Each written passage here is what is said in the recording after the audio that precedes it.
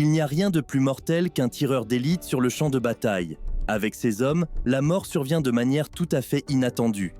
De nombreux soldats inconscients ont appris cette leçon au fil des années, mais les véritables professeurs de cet art sont les 10 tireurs d'élite les plus meurtriers de l'histoire.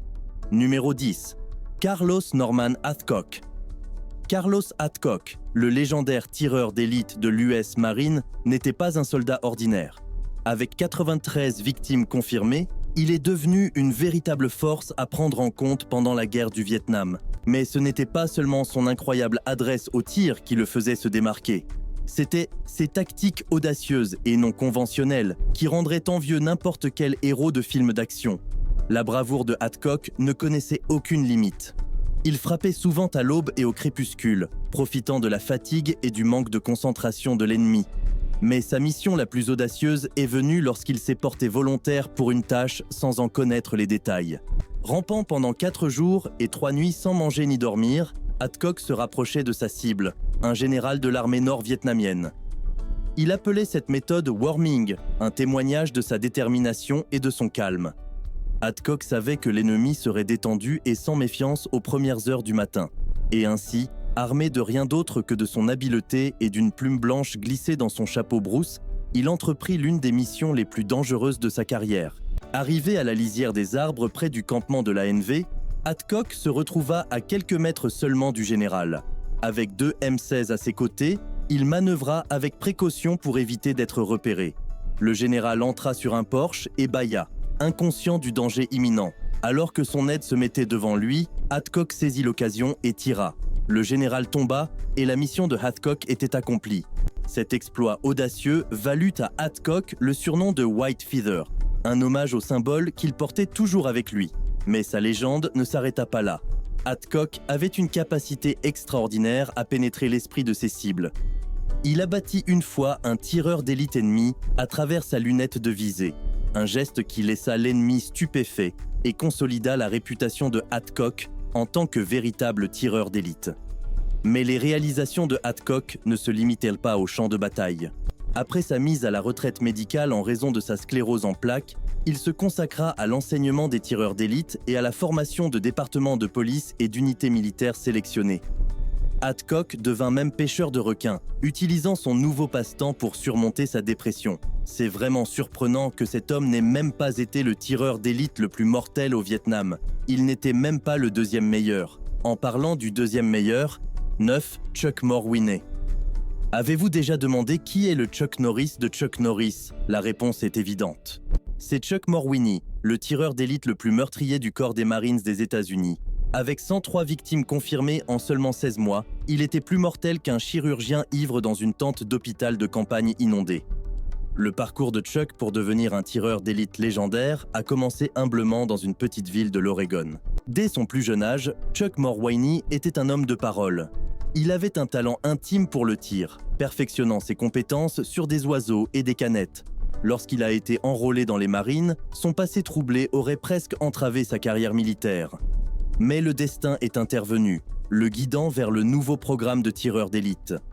Une fois au Vietnam, les premières expériences de Chuck étaient loin d'être glamour.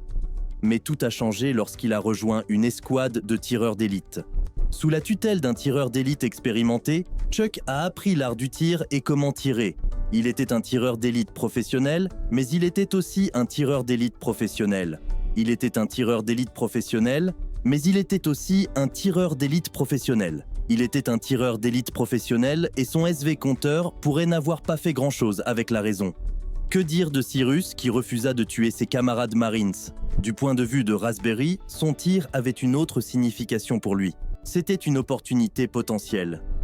Mais un jour, réalisant qu'il avait trouvé ce qu'il cherchait, il décida de suivre son propre chemin. Un jour, alors que des lecteurs entrèrent dans le radar, Chuck le vit comme une chance possible de terrain favorable. Les Marines.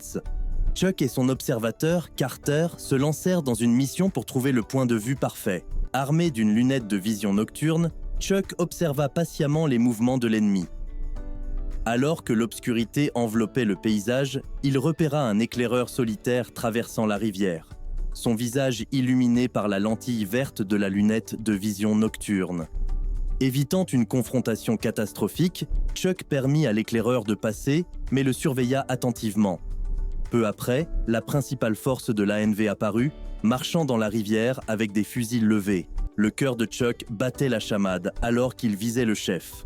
En quelques secondes, ses coups retentirent, provoquant une cascade de sang verdâtre et de casques coloniaux flottant en aval. 16 soldats ennemis furent victimes de son adresse impeccable. Après ses 3 missions de service, Chuck retourna à la rivière.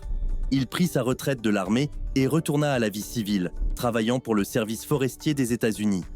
Pendant des années, son incroyable record de tireur d'élite resta largement inconnu. Ce n'est que lorsque son camarade tireur d'élite des Marines, Joseph Ward, mit en lumière les réalisations de Chuck dans un livre que le monde découvrit ses exploits inégalés. Aujourd'hui, Chuck Mulwaney continue d'inspirer en tant que conférencier lors de conventions et d'événements, partageant ses expériences avec les futures générations de tireurs d'élite. Son héritage perdure, nous rappelant le courage extraordinaire et la compétence dont ont fait preuve ceux qui protégeaient leurs camarades d'armes. Voilà le genre de soldats qui inspire tous les films de Sylvester Stallone. Eh bien, ils utilisent des tireurs d'élite et non un couteau pour infliger des dégâts, mais quand même. Adalbert Waldron. Dans l'histoire de la guerre, il y a ceux dont les actes se distinguent, et puis il y a ceux qui marquent silencieusement leur empreinte. Adalbert Baird Waldron fait partie de cette dernière catégorie, connu pour ses compétences exceptionnelles en tant que tireur d'élite pendant la guerre du Vietnam. Alors que d'autres gagnaient en renommée et en reconnaissance, Waldron préférait rester dans l'ombre, laissant derrière lui un héritage de réalisations remarquables et un sens de l'humour que Seuls ses proches connaissaient. Remarquable et un sens de l'humour que seuls ses proches connaissaient. Né à Syracuse, New York, la vie précoce de Waldron a été marquée par son amour de la chasse et de la nature. Son don pour le tir s'est manifesté lors de ses aventures d'enfance dans les bois, où il a perfectionné ses compétences et maîtrisé l'art de la mimique.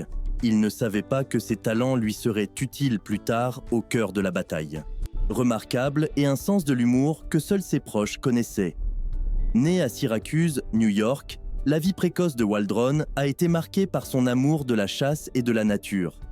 Son don pour le tir s'est manifesté lors de ses aventures d'enfance dans les bois, où il a perfectionné ses compétences et maîtrisé l'art de la mimique. Il ne savait pas que ses talents lui seraient utiles plus tard au cœur de la bataille. Peut-être que toutes ces heures à imiter les sons d'animaux sauvages l'ont aidé à dérouter l'ennemi. Après avoir servi dans la marine américaine pendant 12 ans, Waldron rejoignit l'armée américaine en 1968 en tant que sergent et fut déployé au Vietnam au sein de la 9e division d'infanterie. Là-bas, il reçut une formation spécialisée en tant que tireur d'élite à l'unité de tir de l'armée, devenant un tireur d'élite expert doté d'une capacité étonnante à se fondre dans l'environnement. Je me demande s'il a déjà prétendu être un arbre pour prendre l'ennemi au dépourvu. Numéro 9. Robert Waldron. L'impact réel de Waldron sur la guerre devint évident lorsqu'il accumula un nombre ahurissant de 109 victimes confirmées, le plus élevé parmi tous les membres du service américain pendant le conflit. Avec son fidèle fusil M21 SWS, il démontra une précision inégalée, abattant les combattants ennemis avec une précision inégalée. Malgré ses réalisations remarquables, Waldron choisit de ne pas chercher la reconnaissance ou de se prélasser dans les lignes militaires. Numéro 8. John C. Waldron. Au milieu des années 1950, l'armée américaine était le GAD, gros as du détachement, de l'armée. Le GAD de l'armée est devenu évident à mesure qu'il accumulait un nombre impressionnant de 109 éliminations confirmées, le plus élevé parmi tous les membres du service américain pendant le conflit. Avec son fidèle fusil M21 SWS, il a démontré une précision inégalée. Numéro 7. Henry Norwest, Henry Louise. Norwest, le légendaire tireur d'élite canadien de la Première Guerre mondiale, était un tireur d'élite talentueux. Vétéran dans l'armée, il était un grand homme. Il était connu pour son style unique de tir. Il était réputé pour ses compétences impressionnantes et sa capacité à tirer avec son impressionnant arc et sa flèche, et son impressionnante capacité à viser dans les airs. Malgré sa redoutable réputation sur le champ de bataille, Norwest avait un don pour échapper aux situations sociales, ce qui lui valut le surnom affectueux de Ducky. La légende raconte que Norwest avait du succès avec les dames dans les salles de danse, pendant son séjour en Angleterre. Il les charmait avec ses mouvements élégants, dansant pendant des heures, pour disparaître mystérieusement à la fin de la nuit. Sa capacité à esquiver les femmes est devenue légendaire, et ses camarades ne pouvaient s'empêcher de rire de ses escapades. La présence de Nord-West apportait une touche de légèreté dans les tranchées, où la tension et la peur étaient toujours présentes. Malgré ses compétences extraordinaires en tant que tireur d'élite, il restait terre à terre et accessible. Quand il parlait, ses camarades le trouvaient agréable et gentil, brisant le stéréotype d'un tireur d'élite endurci. Né à Fort Saskatchewan, en Alberta, au début des années 1880, Nord-West a mené une vie aventureuse avant de rejoindre la force expéditionnaire canadienne en janvier 1915. S'enrôlant initialement en tant que Henry Lewis, Nord-West a été libéré pour ivresse, mais s'est réengagé en tant que Henry Nord-West. En tant que membre du 50e bataillon d'infanterie canadienne, il a réalisé un remarquable bilan de tireur d'élite avec 115 eliminations confirmées. Il a utilisé son expérience de chasseur et ses instincts naturels pour se déplacer furtivement et se fondre dans son environnement. Nord-West était un excellent tireur d'élite et il était connu pour ses excellentes compétences de chasseur. Les contributions de Nord-West ont été reconnues lors de la bataille de la crête de Vimy en 1917, où il a reçu la médaille militaire. Dans les 3 mois précédant la bataille, il a éliminé 59 soldats ennemis. Après sa mort, il a reçu à titre posthume la barrette à sa médaille militaire, une distinction décernée à seulement quelques individus dans le CEC. Sa timidité et sa nature réservée s'étendaient même à son apparence. Avec ses yeux sombres perçants, il pouvait voir le monde à travers les yeux de l'ennemi. Nord-West avait une présence imposante, mais ses camarades ne pouvaient s'empêcher de remarquer sa tendance à rester calme et discret parmi eux. Sa capacité à se fondre et à s'adapter à n'importe quelle situation lui a valu respect et admiration. Malgré son bilan impressionnant, il a suffi d'une balle pour causer sa perte. En 1918, un tireur d'élite allemand l'a pris par surprise, et Ducky a quitté ce monde comme tant de ses victimes.